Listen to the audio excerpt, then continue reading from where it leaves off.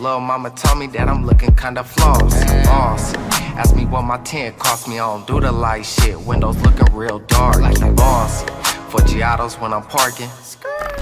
And my engine hella barking. Boss. I finally get you here. How does it feel? It feels good. Yeah. You know, I do a lot of interviews and stuff, but this is the first time doing with somebody who like has known me since I was a kid, like before I was even born. So it's gonna get real deep. real deep and real. You know what I'm saying? Is likewise. This is like, first of all, this podcast is real personal. This is part of my life, so it's a part of you because you're a part of my life. Right. And you also are a part of the tragedy that happened that activated my spirit to start this podcast. Because actually this podcast started from my son, you know, which is very, very dear to you as well. And you guys grew up together in the game and all that. You know him and you know your struggles. He got hit with gun violence in 2015 and, you know, he lived it, but however, you know, he didn't survive it. And we lived that with him. And, you know, that shocked my family as well as your family. And it did a ripple effect in our family. It wasn't the first time we experienced gun violence. We experienced it one other time, and then we didn't experience it many other times together. Right. And so I decided as a family member out of all of those situations to be the one to stand up. Not saying I'm Martin Luther King or none of those great people, but it took one to make change. Absolutely. And so I know that me, after I came out of prison and changed my life, you know, and did that 360 degrees, that I came back in the community, changed. And you seen me do it. You see me in the game, and you see me come back out, you know. And so, you know, so wait a minute now. Wait, it is rolling. And hey, you guys, I'm back. I am back, and I'm live. You guys ain't seen me in a while. This is Lori Palmer. I am that girl. I am the one for the job. And this is your girl, Bomb, B-U-M, Bossed Up Mondays. Trying to come at you every Bossed Up Mondays, every Monday, if you support that cause. What I'm trying to do is I'm trying to bring the streets to the mic. I'm trying to represent my city, Rose City, baby. Rose City got something to say. You know, every time they say something about Portland, Oregon, they be like, Portland, Oregon, where is that? What's going on down there? You know, like we some kind of little hick city, but you got people down here, you know what I'm saying, that just living this the same thing that's going on around the world. You know, we trending too. And I got hit with gun violence. I'm a mother that got hit with gun violence. You know, I am a person that been in the penitentiary 8 times, been on crack cocaine, finna celebrate. You know what? And I'm a teary girl too, so if I cry, y'all just excuse me, because I'm real. There ain't nothing fake about me. I'm finna celebrate 32 years. Wait a minute. It has passed. So I haven't celebrated it on social media with anybody, so let me celebrate it with you. So you remember when I ran over, you know, had my little incident when I went to prison, and it was for something violent actually. And I went down for 29 months, and then I came back out, and I came back out saved and changed and been serving my community ever since. I had 2 little hiccups, you know, DUI high, you know. But other than that, I've been straight. You know what I'm saying? You see me, and you see me doing change. But it was August the 4th that I got arrested, 1991. And so August the 4th of this year, okay, added up 32 years. Well, I went in August the 4th, so you the next day is my clean date, the 5th. So actually, yes, so 32 years, no crack cocaine, okay? I ain't never even thought about no crack cocaine. Matter of fact, when I went in, look, that was the first thing that I prayed about to God. I was like, Lord, please deliver me from it, because it was a monster, you know what I'm saying? Because not only was it things that we was doing, but it mixed with the game, because we was hoeing back then, and so everybody was doing it. It was just like you had a fad in jeans, I'm trying that on. And I was the type of person, I didn't really like it at all. And so I was just caught up in the game of, you know, that's what we did. You know, and that's how, like, with me in the relationship with this mom, you know, me and this mom is confidants. We not friends, we confidants. You know, she's a cousin of mine, a roundabout way. Her sister and her brother are my blood cousins. Her actual, their father and my father are brothers. And so, you know, this me and her, this me and your mom, you know, we just had the same swag, you know, what y'all young people say. We got the same swag. And so we got down the same way. We got down the same way. You know, like my cousin, the girl, she was like, because it was a boy and a girl. And I ain't going to say their name because I don't want nobody getting upset, you know. She was a square, pretty much. You know, she watched us, but she had a good job and lived well, you know. So she wasn't my cup of tea because I was in the street. And then my male cousin, you know, I ain't finna rock with him. Right. And then with her, she was like braiding my hair all the time, remember? And so we would just get down, and then that's when I was always around you guys, the kids. And so, you know, I was just like, wow, this is before that, you know. And then when he was born in prison, backing it up a little bit, I got a little ahead of myself. You was born in prison in 1986, right? 1986. Yeah. Before we get into, we should definitely just do a little intro. Okay, well, so we had to do you too, yeah. Mm-hmm.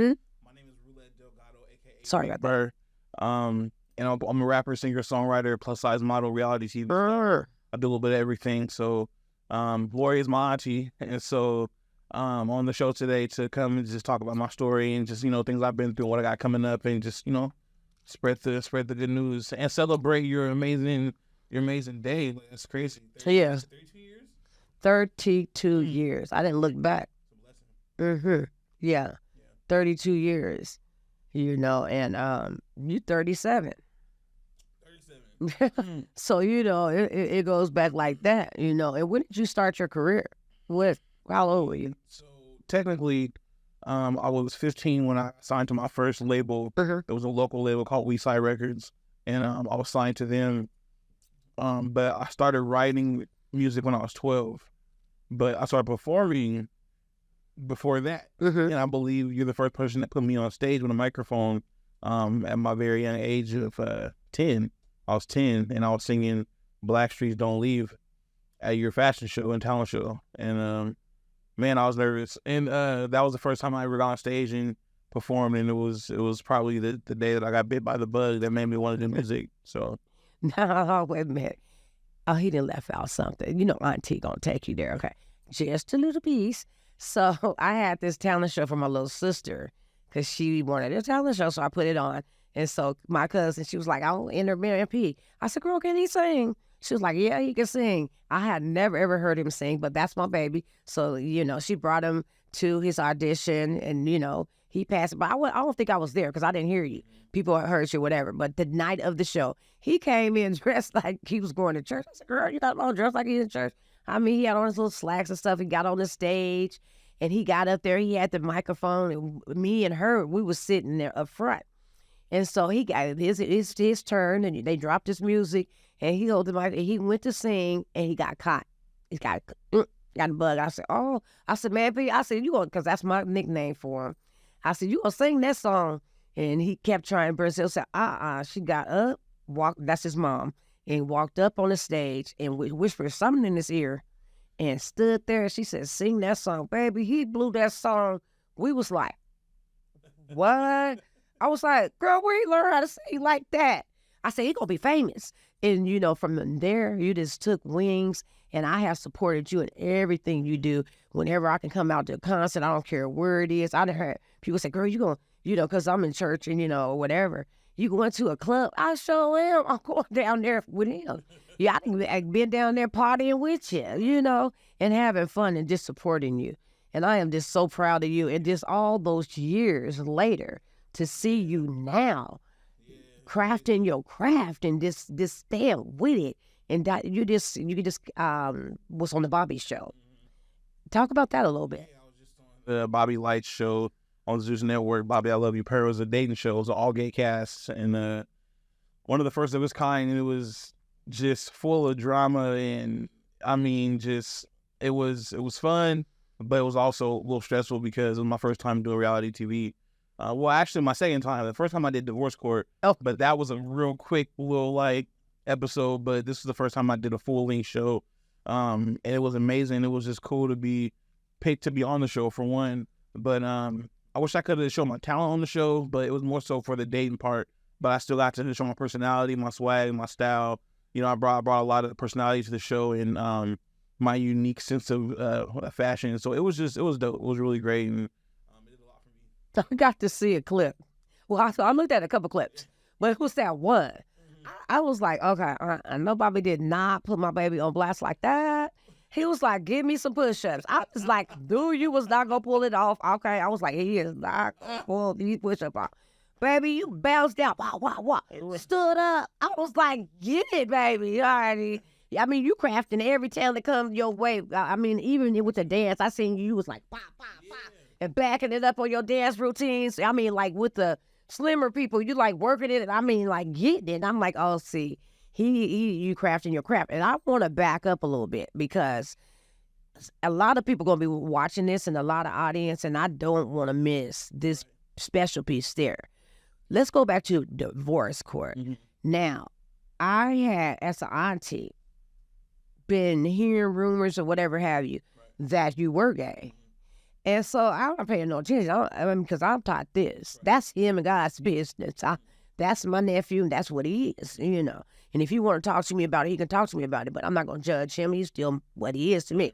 Okay, so, and I never did hear about the divorce court thing until way later after you had did it. But the part that I heard is that you came out. You finally released what a lot of people are holding. And it was like a prison to you. Let's talk about that a little bit. So it's crazy because I knew the rumors were swirling. It was a lot for me because it was being a rapper, being, you know, who my mother is, who's like one of Portland's biggest dope dealers, one of the biggest hustlers, been in the streets. Like, you know what I'm saying? My family is, you know, all drug dealers, scammers, gang members. Like, you know what I mean? Yes. And you would think where I come from, like, I'm going to be the same way. But I was hiding so deep that I had this like anxiety, like really bad social anxiety. So I was very different growing up as a kid. I was kind of standoffish. I was quiet, but into my music too. But people couldn't quite understand me, so they thought it was weird or like something's wrong with him. He must be gay or this or that. And I think I had like feminine mannerisms when I was a kid too. So people just assumed as I got older and like started experiencing more life, people were like, oh, okay, but he's gay, blah blah. And so after a while, I just got tired of hiding and tired of, it was like a mental prison, literally. And so I had to make the choice, like, what are you going to do? You're going to just stay in this mental prison, be miserable, and eventually, like, let it be something that could, like, take you out? Because I was very much suicidal. Mm-hmm. And, or are you going to live your life and be free? And I was like, I'm going to be free. Like, fuck that. I'm going to be free. So that's what I did. And it was the best thing I could have ever done because now I'm free. I'm living my life. I'm pursuing my passion, my music. Like, I've had one of the biggest billboards in Portland, any Portland artist has ever had. I performed at the Motor Center in front of 20,000 people, opening for Ice Cube, yes, Genuwine, Baby Bash, Zap Band, E40. I've done New York Fashion Week several times, going back next month to do New York Fashion Week, and doing a shoot for a really big brand that I'm not going to say yet, but things are like really going. And so I could have let something that was so easily, I could have let something that was holding me back, still holding me back to this day, but I didn't. And so I'm proud to be who I am and be free now. Even for those who didn't support me, don't support me now. It is what it is. Like, I can't change nobody's mind, but I'm going to be me. I'm going to be free and live my life, and I'm happy. So, yeah. It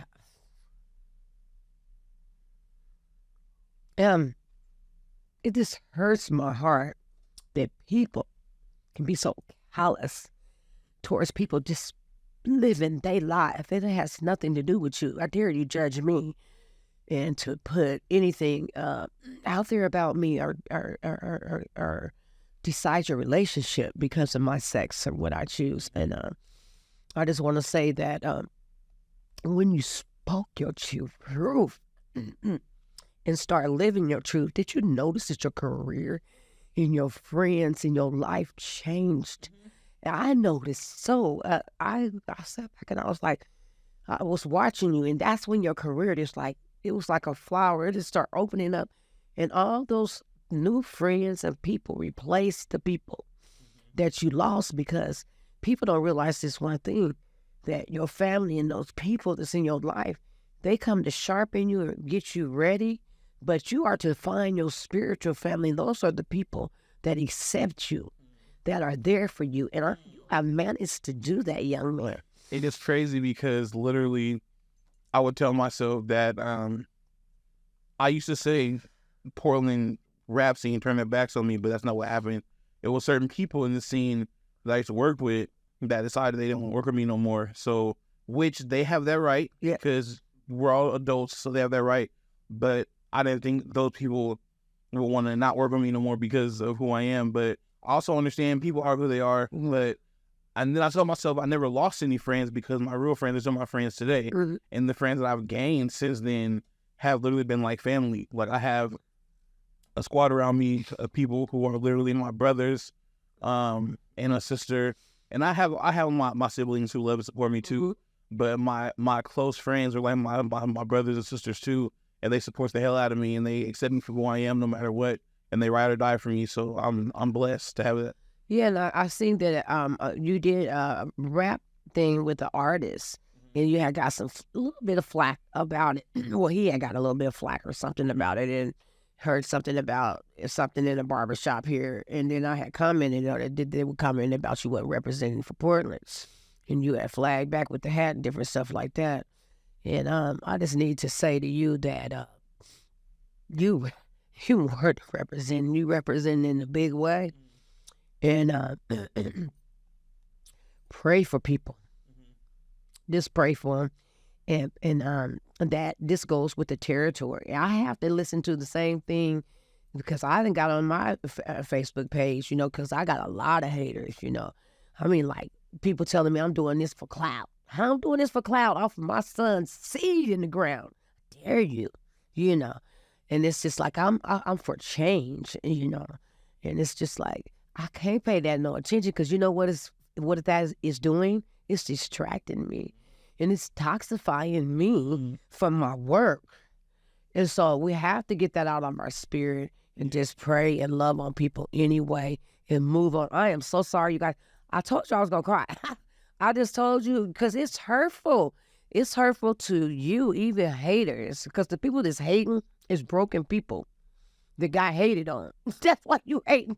I'm really serious, you know what I'm saying? And so we just pray for those people, and I just love you. And I just love the work that you're doing, and I would love to collaborate with you. The work that I'm doing with youth, and I'm just trying to, just like you, do the work. And I've been doing this work for 8 years, and sooner or later it's going to take flight. I've done some work here, but I've not gotten the support that I need from my community.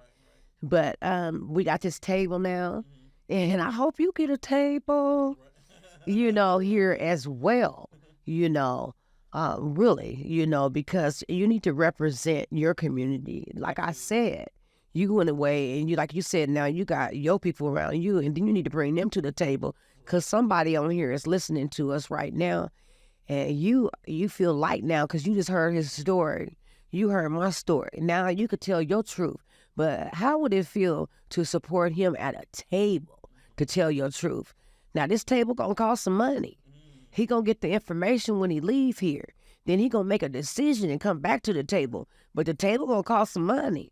And then the table going to probably be an open table for y'all to come to speak your truth. Because we have no representation here for the because all these alphabets.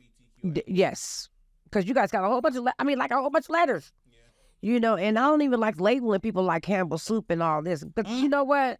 That's all that labeling stuff. I don't go black and white and we are just people with a heart. And that's why it's so important for people to represent for their culture and who they are and what they do. Because speaking of that barbershop thing, really what it was a friend of my brother's was at a barbershop and just happened to be in there at a time where the whole shop was having a discussion about me. And, really? And apparently, I don't know what shop it was. It don't matter. It don't matter. But all I know is he was like, man, they was in there. And half the barbershop was like, yeah, it was Roulette Delgado, gay rapper, yada, he rapping the town, right? And this and that, like, we can't have a gay rapper rapping the town, blah, blah. But then, the other half, like, he's doing his big one, though. Like, he's out here doing his stuff, not messing with nobody, minding his business, doing his fashion, doing his music, grinding, like, what other artists are Yeah. climbing the ladder like he's climbing in the lane and he's done. I made my own lane. And so at the end of the day, they're talking about me. Yes, that's right. That's all that matters. So for me, it was, like, it was just funny. I made that post. It wasn't about, I wasn't upset. It was more so just like, giving myself my own flowers because Okay. talking about me today. Yes. It's not about anybody else. But at the end of the day, it was about, me and my career. But at the same time, I'm not mad at nobody for, speaking on me. That's what happens. Okay. When you're in the limelight, they're going to talk about you. They're supposed to. And you ain't doing nothing if they ain't talking. That's what I heard.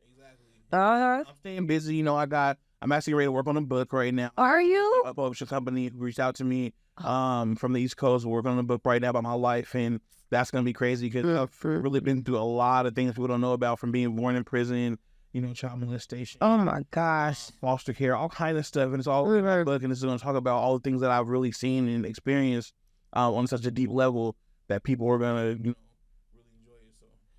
Oh, my God. Congrats. I am so serious. I am so serious. That is so big. Do you know where that's going to take you? That's I think it'll be a bestseller. It's going to be a big bestseller. No, claim that same. Hey, baby, look, okay. Don't you get too big and forget me. Never. And what's so cool is Elijah has written a book. I have the whole book. I'm going to talk to him about you reading it. And then I've been writing one for 20 years. I got like a lot of chapters written in it. I'm a self-publisher. But because I want it to be like threefolds. I want it to be where it can be a training where people can use it in prisons and different stuff like that as a training. And then as well as a teachable where I can, and then also sell and travel and speak with it. Yeah, so threefold. But what? And then your book and my book, and we could travel. What? Look, what? That's all that. Yes. It's gonna be nice. I'm excited about it because I get to really share my triumphs. Like, I've been through so much that I've done. I've accomplished so much already, and there's still so much more to go. But what I've done already is so book, even movie worthy. Like, you never know. It is. So we'll see. Man, when I drove downtown, listen here. I only see this stuff in the movies. I'm telling you. Now, I've been knowing him before he even got in the world. So imagine this. I'm driving downtown. What is that bridge you come down, though? The Morrison Bridge. I'm coming down the Morrison Bridge. I ain't even heard. Okay, nobody even told me. I'll be on Facebook or whatever have you. I ain't even heard. Okay, now, imagine this. So he got imagination like mine, right? I imagine big old things like in movies and different stuff. I take a little idea and I'll be like, I'm put a twist on it. Like, he be chopping off his jacket, one arm and all that. I be doing that kind of stuff, right? So I come across the bridge. I'm like, oh, no, I ain't saying this, right? I'm like, oh, hell, okay. That's it. Oh, my God. He got a crown on. He got his fingers painted. And I mean, this thing is from the biggest building from one end to the other. And I'm like, do the damn thing. I'm talking about doing big when you do it, baby. I must have pulled over in my car, went live in local. Did you see that? I did. Literally one of the biggest billboards downtown Portland an artist has ever had in Portland. Big shout out to Deborah Howard. Yes, Deborah. Thank you. Deborah Howard. That wouldn't have happened. She helped me immensely in my career on so many levels. So I'm grateful for Deborah for sure. And not only Deborah, everybody that has helped you along the way, because I have looked at people that have came along the way, from your squad to the women that be around you. And when I come around you, they welcome me and stuff. And it's a lot of people that have poured into your life. Thank you so much. God bless you tenfold, because you know what? This man is going to be great, great, great, great one day. And you deserve it. You deserve it. You deserve it, honey. I am so proud of you. And I'm on my way too. Don't you? Don't fly. Don't fly. You see my car. Oh, and guess who named it this? Elijah, my son. So I have a son that's in prison. Been there for 17 years. Yeah, 17 years. And when I tell you my story, I got a testimony in every area. Every area. So, y'all get ready. But I'm into life coaching with women, coaching them out of their situations, especially mothers that haven't been affected by gun violence. There's no table for us. Right. We don't fit nowhere. And nobody has invested in us. And so we need to get empowered, and then also get new language, and everybody's talking about gun violence, but we're not talking about the grassroots issues, and we're not going into the home and educating the parents so that she can go back to her home and speak a different language. Because you already know us. We ain't finna let you in our house. Right. You ain't coming up in here. Yes, you snatching off some bars like they did your mama's out there. Remember? Right. Oh, yeah. When the FBI snatched the bars off the house. The FBI came, signal the door in, ripped the bars off of because she had bars on the doors, on the windows. Moms was really a king, like a kingpin. Really doing her thing. So, they was in there, ransacked the whole house. I mean, that was when I went to foster care. So that was, that's a whole nother. No. She's serious. Well, I remember I got out, right? She said, this how you do it. She gave me a little bit of piece of paper with 1, 2, 3, 4 on it. I was like, what is that? That's your, back then we had the, what do you call it? The phone booths. Oh, yeah. So we had phone booths on 15, 16, different phone booths, and you would go and you put the dope in a little coin box. So the people would come and put their money in there in the coin box. She said, girl, don't take no money from nobody in the hand. And so that's how you would do it. And so we had our little beepers and stuff. I was like, because she taught me the game with that. You know what I'm saying? She was one of the best. When he said his mom was a kingpin, she caught us some money. And she could smoke some dope and still clock some money. She wasn't going to smoke no dope while she on the clock getting her money. She'd be like, girl, you just smoked up all your dope? I ain't give you nothing else. Because I was one of them, I'm going in my bag. She'd be like, girl, and that's back in the day. But one thing about it is his mother was one of the realest persons you could ever know.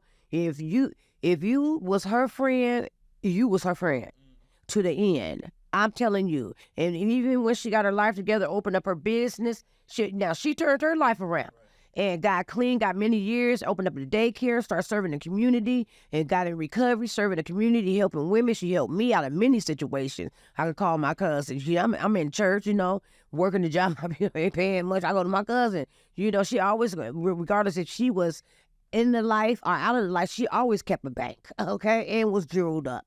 And always kept nice stuff. And so I'd be like, cousin, I'm linking whatever. And she always had me because of good, And so my cousin, I even just picking up the phone, call her, she just talk you through stuff, So I want to start you, because that was the year me and him would lean on. I mean, everybody. And, she'll tell you, girl, I don't want to be bothered with that right now. How she is. Real quick, but you know what? That was a boss. That was one of the baddest bosses ever. She was a beast, and she definitely taught me a lot. She taught me a lot about the game. You know what I'm saying? Like, so many things. Like, I was hustling at a young age myself because that's what I knew. I had to do what I needed to do to get money. Being homeless at one point, run away from foster homes. And, my mom really poured a lot into me, but it wasn't just about, like, selling drugs. It was about, like, being a man, standing on your own 2 feet, getting money, like, and also I was going for your dreams. And she taught me a lot. She's the reason why I go so hard. I take her everywhere with me. Around my oh yeah, she is about Breezy in this interview. And so she's always with me. And I do what I do for her and for me and my family. So. And I don't want to not say this. I remember we was having a conversation, me and her, in regards to you being gay. She said, I don't care what they say about my baby. That's my baby. I don't care what he do. She said, I don't care what man he do. She said, that's my baby. I accept my baby just like how he is. She said, nobody say nothing about my baby. And I said, Breezy, that is so cool. She said, yeah, girl. She said, I said, my son just like how he is. Your mom accepted you just like how you was. Hands down. I mean, like, loved you and was so proud of you. Like, and she got to see you singing in like some of your career too. A lot of my career and things kind of like take a turn for the best. Yep. She didn't spiritually. I'm sure she's seen everything now, but I think my mom is doing more for me now than she could have ever done while she was here on this earth. So I feel blessed and honored to just be able to still do what I'm doing. And I know she's proud. Yeah. Like she's my biggest supporter when I came out. And it was, if she didn't support me then I mean, everything would have got to me. But once my mom was just like, I love you, I don't care, keep doing your big one, like, because after I came out, I hid under a rock for like 4 months. So she was the one that was like, boy, you've been doing this for so long, like, you really gonna go into hiding? Like, boy, you couldn't get out there, and now you got a whole new demographic of people. I remember that. I want to, that was the you want to share your story, and like, this is you now. Like, you a superhero, literally. And I was just like, that's why I named my album Superhuman. Because, yeah, and so my goal now is to help save people who are stuck and just have identity crisis and don't know who they are.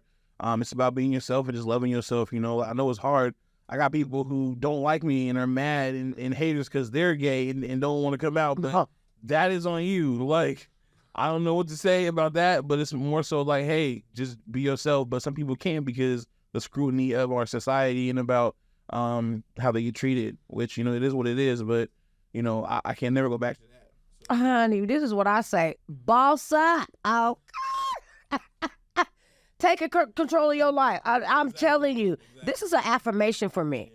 I didn't have people say, oh, you run around here acting like a man talking about you a boss. Did you even ask me what this mean to me? First of all, when I say boss, I'm talking about G.O.D. Y'all done gave it talking about a job. This is a boss, the head. Down here, I'm a boss, and what you say about me don't matter. But when I'm feeling down and I'm feeling like I can't come out, just what you said, or I'm mad because I can't come out, I'm going to say it's time to boss up and say my voice. Okay, I'm gay. Okay. Gay. What does it matter? And the people you saying it to is gay, they hide. So, I mean, like, come on. You listen. Enough is enough. We all grown around here. Whatever you choose, that's your life. You do it. And then when you hide, you are toxifying your own self. Did you ever think about that? Not these people. You toxifying your own self. And so if I'm hiding something, I'm making my own self sick. I can sit back and make myself sick for you. Right. I'm going to be like, honey, boo-boo, I am gay, so whatever. I do understand, and I do get it, like why people do, because there's a reason why I hid for so long. I didn't come out until I was 28. So I do understand, but it's just about, with us, with LGBTQIA+, it's about love and respect. And we have the same rights as everybody else. Oh, God. And there's a lot of conversations about, like, oh, they're like this, and they get mad when you say this and that. And it really is just about respect. Like, nobody wants to be, like, you don't even have to accept me for who I am. You don't even have to, I won't, like, okay, I don't want to accept the fact that he's gay, but just respect who I am. That's right. Respect me as a person. You know what I'm saying? You ain't got to call me on my name or say so that. Even if you do, that's on you, but I'm happy today. So that's like one-sided, people have one-sided issues. Like, you living in somebody's head rent-free. Wow. Like, yeah. Crazy. Like, what? Like, how? You know what I'm saying? So it is what it is. But, I'll take you a little deeper. What do you say about the church when they judging you with that? That is just like. The whole part is I've been through so many churches as a kid and seen some crazy stuff. And, the churches, people always. Let me say this. I'm never going to judge somebody for having their own religion and believing in something. I personally am not religious. I'm spiritual.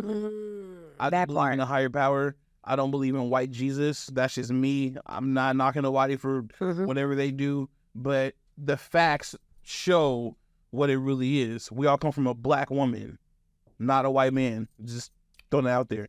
But my thing is this. I'm not going to be mad if somebody wants to be a Christian or wants to do them. Don't try to force that on me, though, because that's what you've been taught, right? I was taught the same thing growing up. But when I got older, did my own research, I found out other things, and I'm like, some don't make sense. But I'm not going to try to preach that to you because it don't matter. Because you're living on your own paths. And then, you're going to hell, you're going to hell. Okay, but you're going to hell for eating bacon then, or you're for wearing silk, or judging me right now. You're going, so what are you saying? Like, we could do this all day. But the people who are judging are the same ones who are living in the same, sin is sin. They sin too. They're undercover in the closet, doing and sleeping with married men and doing all this and that, but talking about somebody else and what they're doing in the bedroom. That makes no sense to me. But it's just like all this judgment, but they got a closet full of skeletons. Yeah. That doesn't make any sense to me, but it also goes to show that people think that they can, treat you a certain way, but then act like they're on a high horse and still be sinning and doing all this other stuff, but they're going to heaven and they're just perfect. It's I don't know. To me, Yeah. It's very deep. odd. It's narcissistic. Narcissistic. It's really just odd. Like, Yeah. I don't understand that, but also I get that people are raised a certain way. And you know, I'm not going. For example, if somebody is trans and they want to be a man who has transitioned to a woman, I'm gonna respect that. Yes. There's people who are like, I don't care. That's a man. That's a man. That's a man. But what does that do for you, though? Why does you accepting them for who they are or calling them what they want to be called? What does that? How does that hurt you? It doesn't. So that's the problem. People, it's like they have their own issues inside. Mm-hmm. They don't want to accept them for who they are because they have their own issues. Yes. So it could be that. Could be. I mean, you know, I don't know everything. I just know what I see. Mm-hmm. You know, I'm one of the people who lives this every day. Yes. You know, I am a gay black man. That's me every day. So I live this every day, and I know what it's like to be this. So people who don't know what it's like shouldn't really speak on it because you don't know. So, thank you. That's what I'm saying at every table that I'm sitting at. Gun violence, housing, and policy. I'm finding that, oh, do you have a proven model? 60 years worth, baby, right here. I've lived this. And so your proven models looked and said, well, this is what they need. No. Have you lived this every day? Just like you said you lived it every day.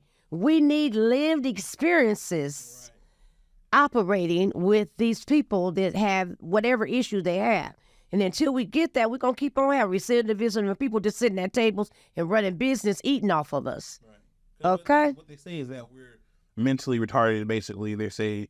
Mental retarded? Yes. What do you mean? They're saying that doctors have proven that, you know, being trans or being homosexual, you have some form of mental instability, or like it's like a mental like literally like you're delusional or you're this year. It's like, what? Like, how? That makes no sense. That must be all old record because it's more normalized and everybody's in acceptance. I mean, like even foster care, you can put kids together with the same sex. I mean, like, come on, what? I mean, people don't even know. I had never heard of that. Greek, Romans, and I mean, and nobody doing their research. That's the thing. Do the research before you like judge people and talk about what the homosexuals are doing. All that. Do the research. Well, the research that they're going to look at is in the Bible. It's the same thing that I said. They talk about God, what is it, Gotham, Gomorrah, and all that stuff. But anyway, it's just like this. The church is supposed to show love, and that is not love judging people. Let God handle his business. I'm a Christian. So when I look, I don't judge because I ain't going to be judged. And I say, that's God's business. Let him handle it. And God told me to love everybody. He said, you'll know my people because they will show love towards one another. That ain't love. And that's point well taken. And we can move on for that because let me tell you, throughout history, religion, you will not be able to change. Okay? That is this concrete, and that's just not, you're just not going to be I love people. The slaves only had one day where they didn't work, and it was Sunday. And on Sunday, they were given a Bible, but they couldn't read no other books. So I'm going to just throw that out there. Okay. Say that. And I got something for you, though. I said, I took this off my own thing. Give it to God. So, and this says, well, I can't even got my glasses on, so I can't see it. But anyway, it's a box, and you write this down. Anything that you need to give to him. Because you know he love you anyway, don't you know? Mm-hmm. You know that, right? He don't even judge all that. I mean, like, really, like, people be thinking, oh, I smoked a cigarette, girl. I did this and that. Go, I ain't saved no more. Girl, listen here. I believe in a higher power. Put that in there. And I'm definitely going to give it to God. Wait a minute. This one thing I know. You believe he died on the cross for your sin, right? Do you believe that? Look, he did like this. Well, I remember the white thing. Okay. We're going to leave that alone, y'all. We just going to leave that alone because we ain't even going to get into no, it said don't get into no religious debates, okay? But you know what? I'm telling you. And another thing, I am just, he from Rose City, y'all. Mm-hmm. I have to say that I am telling you, he's the first person I know personally here that I can say came from the concrete. I'm talking about all the way from the concrete, and I know him, and I seen it with my very eyes. Everything that he's saying, I am confirming and signing, get on the witness stand and raise my right hand, put my hand on on the Bible. Wait a minute, I almost forgot to say what you said. Okay, you gonna get me in trouble. But anyway, I'll put my hand on that Bible and testify to it, because you have came out some stuff. You know that. Listen here. And now, one of the kids, okay, now, it's you and your sister, you guys ain't nothing. Now, I'm auntie enough and ask a question. Now, you and Shaperia are not, you close, you're not twins. We're close. Because, yeah, I was like, no. A year apart. Mm-hmm. So, I'm 37, she's 39. So there's a year gap between us, but no, we're not twins. People think we twins. You guys look at this. Huh? And now, how's Dad? My dad's, he's doing, my biological father? Yeah. He's doing good, I think. He's hanging in there, we talk. You can check in with him still. He calls me and stuff. And Right on. He's doing good. My father, who raised me big time, he's doing Oh, yeah, big time. Seattle, Got and doing really good. And so yeah. that's great. I'm going to have to check in with Big Time. Big Time is a big part of our lives. Big part, yeah. Huge part. Yes, and then I'm doing all the pictures. Actually, I got out and I started doing pictures because he was doing pictures, you know. He did a lot of history here in Portland with just taking pictures, you know. So, yeah, shout out to Big Time, baby. You going to hear this in Seattle. We going to drop you the link, baby. We ain't forgot you. But, yeah, I know you proud of him, too, and we appreciate you and we respect you highly, and, you know, and I really respect you because I know that you was a dad to him. You really was a dad, and you was in the game, too, and you was there with Breezy, and you still a dad to him, and so. I was wearing his clothes at that fashion show. You had on, you better stop that. His silk shirt with the red gaiters and the slacks. That was his clothes. You better stop that because time is kind of little. You better stop. I was little back then. No, I was smaller back then. No, I'm talking. No, I'm talking about he's small. You were small then. You didn't have no weight, nothing like that. But I'm just saying, I didn't imagine you had on his shirt. Yeah, the shirt. Yeah. Oh my God. Yeah. But yeah, and then how's your brother? I know he got a career coming up, right? He's really good. He's doing music. He's a producer. Weez Beats. He's out here really killing it. One of the best producers in the town. Really? Doing this thing. Oh yeah, he's been grinding for a long time. So you can get beats from him. So I need to be buying some beats. I need to get his information. Yeah, because I know I was looking for some people and I couldn't find nobody, and I can refer him. I heard he's doing pretty good. Yeah, he's doing amazing. Yeah, I'm proud of him. I know Bree real proud of her boys. Yes, and then her girls and everybody, you know. But life, you know, goes on, and this is her seed, and she planted her a good seed. See, you see that, and you know, yeah. And you notice that he said mom, and you notice I took him to daddy, because a lot of time we don't acknowledge the fathers, and I'm finna stop that, because even though, you know, we have dads that's not there, and, you know, we have mamas that ain't there, we need to start acknowledging our fathers, because you guys are kings. You guys have shortcomings just like we have shortcomings, and that's what I'm telling mothers now. You know, if you still upset with a man that's 13 years ago and something wrong with you, mom, honey, you need to fix yourself, and, you know, and understand that man is broke too. He came from brokenness too. And, you know, just give him some grace, just like you would want him to give you some grace. We need to acknowledge that man and pray for him as well. And we need to always tell the children, that's your daddy, and always stay in contact with him and understand he's broken and pray for him as well. I mean, one thing I will say, growing up, my mom, she never kept us away from our dad. You know, he was in prison most of my childhood, but he sent us birthday cards every year. Had somebody drawing these really dope things, and I knew who he was. You know, when he got out, I was like 15, and we started trying to build a relationship. So I've always known who he was. So I know that he stayed in contact. I know your dad, and I know that he, him and his family reached out and always stayed in contact. You know, and the people's been there, and so it ain't like they just been asked to eat and. No, you know, and so there, you know, and so, you know, no. And so our community, our Black families, because we Black, I don't say BIPOC, you know, giving us all these names and different stuff, and every family should be included because every family is dysfunctional at this time. 2023, we messed up, okay? No, for real. I had somebody do Ancestor.com, you know, they did that. They called me. They said, shut it down. I did Ancestor.com. It messed up my life. Okay. Like, you know, my mom told me all the time I got Indian in me. My son did a test. Mom, you got no Indian in you. Right. You know, so people have told us stuff over time. And if you go and fact check that stuff is passed on that they done heard from Mama Joe or somebody else that ain't even true. I'm serious. Yeah, and then finding out your daddy ain't your daddy. And she said that like 15 of her brothers, and they just start popping up out of nowhere talking about, we've been looking for you. And she said, I researched, and she was like, oh, she said she shut down all her social media. She's like, I don't want to know you people. Right. You know, and I'm like, oh my God. So I was going to do my test. You know, I was like, I don't know. People popping up, and then, you know, I'm just finding out your daddy ain't your daddy and all that. It's just terrible. So you never know.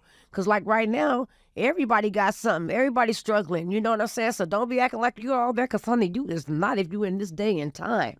And if you living in this day and time, you got work to do. Just like you got work to do for your community. You giving a voice and you got a message. I got work to do in my community with my story. You got work to do in your community with your story. We got work to do.